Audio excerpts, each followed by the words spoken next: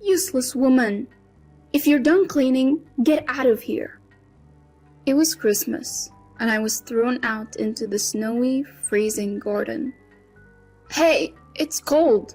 At least let me change my clothes! My body was covered in sweat from a day's worth of housework, and my wet clothes were rapidly stealing my body heat. There you go!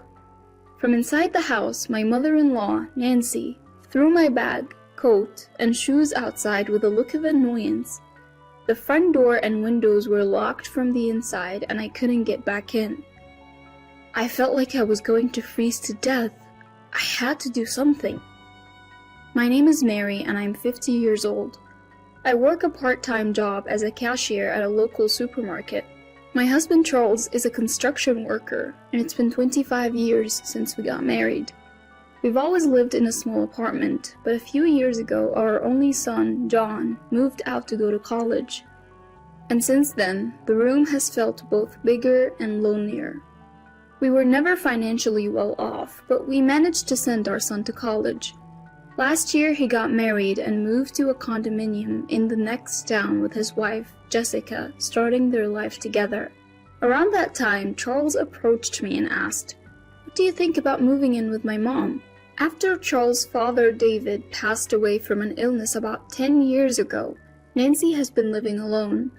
Our apartment wasn't far from her house, so we would visit her once or twice a month to check on her. Nancy in her late 70s seemed to be doing well, but Charles said he wanted to be there to take care of her just in case, given her age. Charles is an only child, and he seemed worried about his mother growing older. Feeling a bit lonely since our son got married, I could empathize with Nancy's situation and agreed to Charles' offer to live together. Charles' childhood home had a garden and, although a bit old, had enough rooms. A light renovation would make it spacious enough for the three of us to live comfortably. We didn't have enough money to build a new house, but we had enough saved up for the down payment on the renovation. The remaining cost could be covered by a loan. Through Charles' work connections, we found a renovation contractor, and the work was completed in about a month. Since we knew the contractor, they finished the job for less than the market rate, which helped us save money. I am not an old lady, you know. Jeez. Nancy put on a brave face, but she seemed to like the newly renovated house. Our son helped us move the heavy furniture, and the move was done in no time. Sitting in the newly renovated living room, drinking coffee with 3 generations of family, I felt a warmth in my heart, as if we were experiencing a family reunion for the first time in a long while. When we began living with Nancy, I noticed she hardly did anything around the house. Previously, whenever we'd pop in for a visit, it was never for long, so I hadn't really paid it much mind. When she lived alone, it seemed she just cleaned what was visible and barely did any other housework. She hardly cooked for herself, mostly relying on pre-packaged meals and supermarket deli foods. No wonder I found so many empty plastic trays and food containers in the house before we renovated, I thought to myself. It made sense to me. When I asked Charles about it, he mentioned she had always been that way, often using ready-made or frozen meals. I had heard that Nancy used to work full-time, so initially, I thought maybe her busy schedule was to blame. But now, even with all the time in the world at home, she doesn't cook, clean, or do laundry. Nothing. All those tasks fall on me, while she enjoys chatting over coffee with friends who come to visit. "Mary, make some coffee. Haven't you boiled any water? Do that at least." I'd hear Nancy's voice calling out to me almost every day. "I only let you guys move in because my son insisted, but you know, she's quite thoughtless," she would say to her friends. I never asked to move in with her. It was Charles who insisted because he was worried about his mom. He felt obligated to stay with her. If she's having friends over, the least she could do is prepare the coffee herself. I wish she wouldn't badmouth me as if I'm the one at fault. I still have my part-time job. When I'm not working, I'm swamped with housework from dawn to dusk with no time for myself. Every day, without fail, another friend of Nancy's drops by. At this rate, I wondered if there was even a need to live together. Being friends with Nancy, they seemed quite alike. "Oh, I forgot to bring cookies. Mary, was it? Could you buy some?" They treat me like a servant and not even reimburse me. When I brought this up to Nancy, she'd laugh it off. "Don't be so pity. Lighten up." Every week, she'd dress up and go out shopping or somewhere with her friends, not returning till late. Meanwhile, I'd be drowning in housework. Charles, maybe because he's busy at work, would often come home late.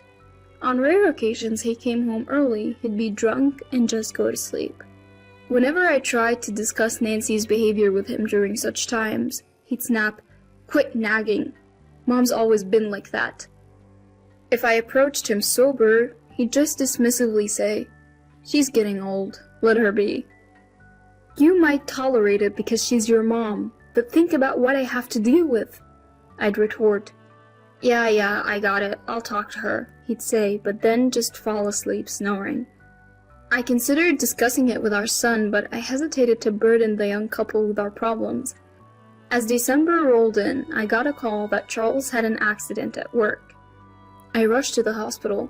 Thankfully, his life wasn't in danger, but he had fractured his leg. We were now set to spend Christmas in the hospital. Normally, my son comes home for Christmas and we spend the holiday together, but this year he got married and I was wondering what to do. So, Nancy, I know this is a weird time to ask, but what are you doing for Christmas? Charles won't be able to leave the hospital for a while, and I'm not sure how to spend Christmas at my in-laws, so I decided to ask Nancy. She responded, "Christmas? What did you used to do?" "I used to spend it with John, my son. He would come home and we'd be together," I replied. "Well, why don't you go to John's? You're family. There's no need to be shy," she suggested. Even though he's my son, I feel like I'd be intruding on the newlyweds, and I feel bad about it. But Nancy has a point. I decided to call my son and see what he says. If he says no, I'll figure something out then. I called John on his mobile phone and explained that Charles is injured and will be spending Christmas in the hospital. "So what will you do, Mom?" he asked. I braced myself for rejection and asked, "Well, I was wondering if I could come to your place." To my surprise, he agreed. "Sure, Jessica wants to have a good chat with you too. It works out perfectly." I was taken aback by how easily he agreed. When I told Nancy, she was pleased and said, "Yes, that's good. Take your time," she said, seeming to be in an unusually good mood. I asked her, "What about you, Nancy? What will you do?" "Me? Oh, I'll be fine by myself," she replied. I was surprised by her response, as I was expecting her to be busy during Christmas. "So, I'll finish up the housework and head over to John's on Christmas Day," I told her. On our way back from the hospital, Nancy and I talked about our plans. It was the coldest day of the year, with snow flurries in the air. I had prepared everything the night before, so in the morning I was busy wiping windows and cleaning the kitchen. Even Nancy, who usually doesn't do much, helped me clean the floors in the shower room. I was surprised by her helpfulness. After finishing the cleaning inside the house, I picked up a broom and started sweeping the yard. It felt warm when I first stepped outside, but as the day went on, it got colder. I planned to go inside to put on more layers, but when I tried to open the front door, it was locked. I walked around the house, but all the doors were locked. I wonder if Nancy forgot I was outside and locked the door. "Nancy, please open up." I called out to Nancy in a loud voice. "Are you still here? I thought you left a while ago." I heard Nancy's voice from inside. My sweaty body started to feel cold, and I couldn't stop shivering. "I haven't changed yet, and my luggage is still inside. Please, I'm begging you to open the door." I raised my voice in desperation. "There. Isn't the cleaning done already? Hurry up and go," Nancy said while roughly throwing my rolling bag, shoes, and coat through the large window next to the front door. After that, no matter how much I screamed, there was no response from inside. With no other choice, I put on the cleaning sandals instead of my shoes, wrapped my coat around my chilled body, and walked to the bus stop. My son's condominium is about a 20-minute bus ride from my in-laws' house. "Mom, you're late. I was about to go pick you up because I was worried." My son greeted me at the entrance of his condominium after I pressed the intercom button on the first floor. "Mary, long time no see." I was greeted with a smile by my son's wife, Jessica, as she let me in the room. This is the first time I've seen Jessica since their wedding. She's a petite woman with a cute smile. "Mom, you look frozen. Did something happen?" I told my son about how I was locked out by Nancy while gardening. "Mary, go take a shower and warm up your chilled body first," Jessica said kindly. Her words touched my heart, and I felt like I was about to cry. "Thank you, I'll do just that," I said, and Jessica showed me to the shower room. As I took a warm shower, I could feel the warmth gradually returning to the core of my body and the sensation returning to my fingertips. It's been a while since I've taken such a leisurely shower. I felt a sense of peace that I had almost forgotten. Once I felt relieved and the hard things I had been through came flooding back, I started crying again. After the shower, a meal was prepared. "I'm not sure if it's to your liking, but please go ahead." Having a meal prepared for me without having to cook myself, it's been years since that last happened. I took a bite. Delicious! It was a nostalgic taste. "Jessica, you're a great cook," I complimented her. "I asked my mom for the recipe and practiced for today. I'm so happy. Thank you," Jessica said with a shy smile. It's been a while since I've had such an enjoyable meal. After the meal, I felt happy as I helped Jessica clean up the dishes. I didn't want to ruin the mood, but I began to quietly talk about what happened at my in-laws' house.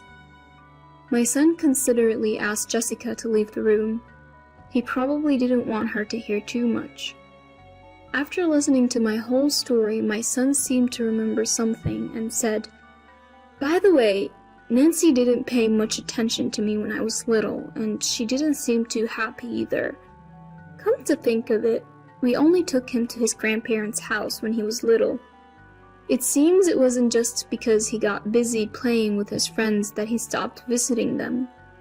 She once told me to go away when I visited," he added. My son had his own thoughts about Nancy. He continued, "But I didn't think it was that bad. Once things settle down, let's go visit Nancy together," he said. Since we started living together, Nancy has treated me terribly, but today was a bit strange even compared to that. I felt relieved knowing that my son would be with me. After pouring out what was in my heart, I felt much lighter. I never thought we could talk about this kind of thing. My son has really grown up. The next morning, as per my usual routine, I got up early and was relaxing in the living room watching TV. I thought about preparing breakfast, but I didn't want to touch the kitchen without permission, so I decided to take it easy. My son and his wife were still asleep. Suddenly the phone rang. Who could it be this early in the morning? I wondered as I checked the display. It was my in-law's number. Surprised, I answered the phone, and a male voice that I didn't recognize spoke from the other end. "Nancy's in trouble. Please help." Nancy? That's my mother-in-law's name, but whose voice was that? "Who are you? Why are you there?" I asked. The man on the other end stuttered, Then the call was cut off. A bad feeling washed over me, and I quickly woke up my son. We headed to my in-laws' house together. When we arrived, the front door was unlocked. "Nancy?" We called out as we entered the house, but there was no response. My son and I cautiously proceeded inside. We didn't know the identity of the man from the phone call or if he was still there. There was no sign of anyone in the living room. We could hear the sound of running water from the shower room, so we went to check and found Nancy lying on the floor, unconscious but breathing. "John, call an ambulance, hurry!" I shouted to my son. At the emergency hospital, Nancy was receiving life-saving treatment. She was diagnosed with a cerebral hemorrhage, and although she pulled through, she was still unconscious, so visitors were not allowed. We couldn't ask Nancy what happened between Christmas night and the morning, leaving us in the dark about the situation. I started visiting the hospital every day, but it wasn't until a week after Nancy had been admitted that she regained consciousness. By that time, Charles had also recovered enough to walk with crutches, so he had been discharged from the hospital. However, he wasn't quite used to the crutches yet and couldn't walk for long periods, so I was the only one who ended up going to visit Nancy. When I arrived at the hospital, Nancy was still bedridden. "Thank goodness you're okay, Nancy." I spoke to her, but Nancy just silently stared at the ceiling. "I received a call for John." The moment I mentioned that, Nancy looked at me in surprise. "Who was it from?" Nancy asked. I didn't know. I was the one who answered the phone, but I didn't recognize the person. Nancy just silently murmured, "I see. It was a man. Why was he at our house so early in the morning?" The front door was left wide open. Who was that man whose voice I heard? I pressed her for answers. "Just a friend's husband," Nancy replied. Even if that were true, it was outrageous for him to visit so early in the morning. Besides, it was strange that the door had been left open. After locking me out, someone had unlocked it from the inside, and Nancy had been found collapsed in the shower. Even if someone had come to visit, they wouldn't have been able to enter the house and find Nancy had the door been locked. Also, the man had called John's condominium for my in-laws' phone. When I pressed Nancy further, she finally started to open up. "Alright, I'll tell you. That man was my lover, from even before I married David. And he was my lover while David was alive too. Are you happy now? Just leave me alone." I was dumbfounded by my mother-in-law's confession. She had brought her lover into our house during Christmas when we were away, and she had locked me out because he was already inside. I wonder when he had entered the house. She also revealed that after the renovation, she and her lover had planned to kick us out of my in-laws' house and live there together. It was an unbelievable story. They say late life love is a thing, but I wish they would just do it without involving us. I didn't want to be a part of it. In that case, please have him take care of you. We don't want to know anything about it. David is gone, and you are free to do as you please, I told Nancy. "You ungrateful brat! How dare you talk to me like that?" Nancy scolded me. She may have been bedridden, but her mouth was as sharp as ever. "Who's ungrateful? I've been doing all the housework while juggling a part-time job. The house is clean because we paid for it, remember?" With that, I left the hospital room. I could hear Nancy's sobs and curses behind me, but I didn't care. She could do whatever she wanted. When I returned to my in-laws' house, I told Charles everything. His response was shocking. "Ah, that guy. I've known about him for a long time. Dad's gone and Mom's all alone. Just let it go," Charles said. My head started spinning. How dare she try to kick us out after we spent money on renovations? Can you really ask me to forgive that? I was furious and yelled at Charles. "If Mom says so, we just have to put up with it." Charles said that to me, but I couldn't even look him in the eye. "Fine. I can't live with you any longer. I'm leaving," I said, pushing him away. "Don't say that. We've gotten along for over 20 years. Charles tried to stop me in panic, but my mind was made up. No. Nancy wants her freedom, and I'm going to take mine too. My son is married and has a happy family. There's no need for us to be husband and wife anymore. You're old enough. How about you graduate from Nancy too? I have no interest in a 50-year-old man who can't escape from being a mama's boy. Charles turned red and looked like he wanted to say something, but he was silenced by my words and said nothing. Now he just has to talk to Nancy and figure it out. I want nothing to do with them anymore. Later, Charles and I got divorced. For now, I've decided to live with my son and his wife until I find a place. My son says, "You can live with us as long as you want, but I want to enjoy my freedom for a while." I'll gratefully accept their offer in spirit. Meanwhile, Jessica is expecting a baby. I plan to help my son and his wife with the baby, but I don't want to interfere too much. I'll wait until they ask for help. Enjoying the growth of a child is a privilege of the parents. Children grow up in the blink of an eye. I hope they cherished their time as a family. Nancy has been discharged from the hospital, but she's paralyzed and now lives in a wheelchair. I heard her lover was married, so she didn't want to make a big fuss. So when Nancy collapsed, she didn't call an ambulance and instead called a number registered in her phone, which happened to be John's condo. The man disappeared without a word. All the friends who used to visit stopped coming, and her lover abandoned her. Now she can't move freely and lives a difficult life. Charles might be fired from his company because his broken leg hasn't fully healed, and he's no use in field work.